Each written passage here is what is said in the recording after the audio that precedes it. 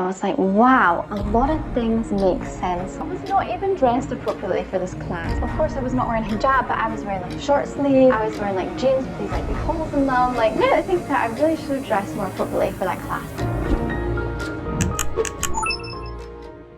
I am Alana. I am actually a Scottish revert into Islam. So, my story with Islam actually begins with Uni Razak. Uni Razak is such a special university for me. First of all, when I came to Malaysia, I had no idea Malaysia was even this Muslim country. I didn't know anything about Malaysia. I came here, I started to see all the different religions and cultures here, and I was like, hey, this is all very interesting to me. I had a few extra courses that I could pick from, and one of those was Islamic study. When I was looking at this page of different courses I could take, I looked at Islamic studies and thought, hey, why not? Why not push myself to learn something completely new? Now, at this point, I only had one Muslim friend, and she told me a little bit about Islam. And I remember Rumsha fasting, and we were all like, oh, are you dieting? And, you know, Rumsha's a very petite lady. She doesn't need to diet. And she was like, no, I'm fasting for a religious reason. I remember asking Rumsha a few questions like, oh, can you drink alcohol? And she was like, no. And I was like, wow, okay. So when I came to Uni Razak, I pushed myself to try learn a completely new religion. So when I took this Islamic study class, I remember going to the class, I was like, I don't know what to expect. Will people already be Muslim there? Maybe they've been Muslim their whole life, and then there's me. And now that I think about it, I was not even dressed appropriately for this class. Like, okay, of course I was not wearing hijab, but I was wearing like a short sleeve. I was wearing like jeans with these like big holes in them. Like, now that I think that I really should have dressed more appropriately for that class. But bless, my Islamic studies teacher was so sweet. She was like, Alana, come inside. She was like, Alana, what are you even doing here? And I was like, I just want to learn about Islam. All right, great, sit down. So that was just a 3-month, 1-term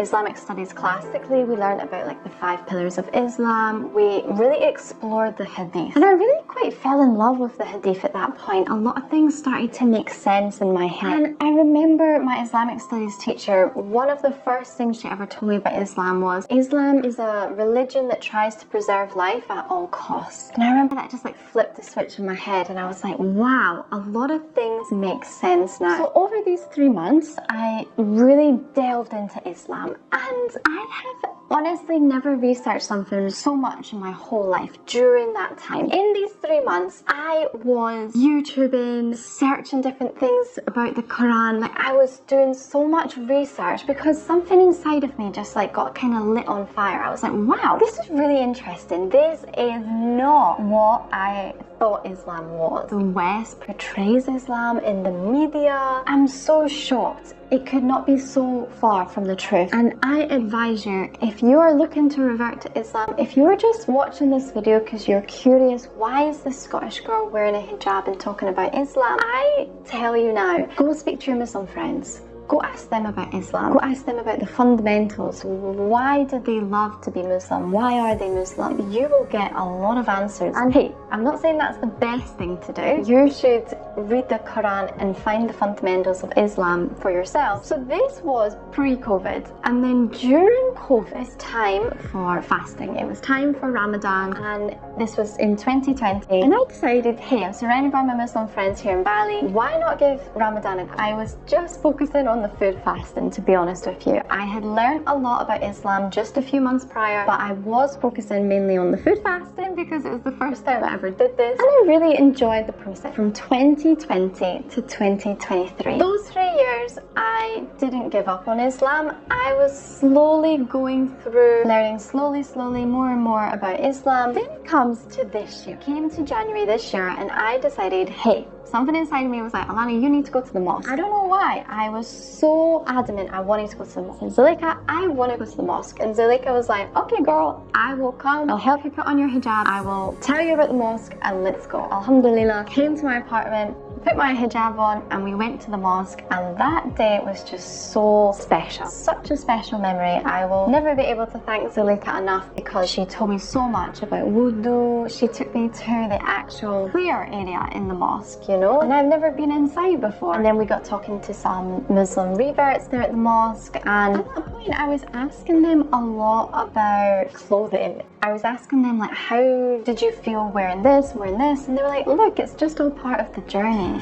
You can't fight these things. You know, if you have to wear a certain way, then we have to wear a certain way. That's all. And I was like, okay. Then we can fast forward to Ramadan 2023. I decided to try fasting during Ramadan, try the whole Ramadan experience again. But this time was a little bit different because not only was I focusing on like the food fasting, I was delving deep into Islam. It reminded me of how I felt when I first explored Islam back in 2019 in the Islamic studies classes. I felt this urge again, like, I need to learn more. And again, I was reading through books, the Women in Islam book, Quran a little bit, Hadith a little bit, and just exploring Islam in a way more religious fashion. Nobody can speed up anyone's journey. My journey was 4 years. I thought to myself, it's now or never. You know, you can't keep holding on to something. You either do it or you don't. And it was getting to a point where I had to just make a decision. And of course I have to still refer back to the Quran and the Hadith religiously because that is what the Creator gave us as guidance. Alhamdulillah, I decided at the start of November, it's time to take my Shahada. I just chose a religious path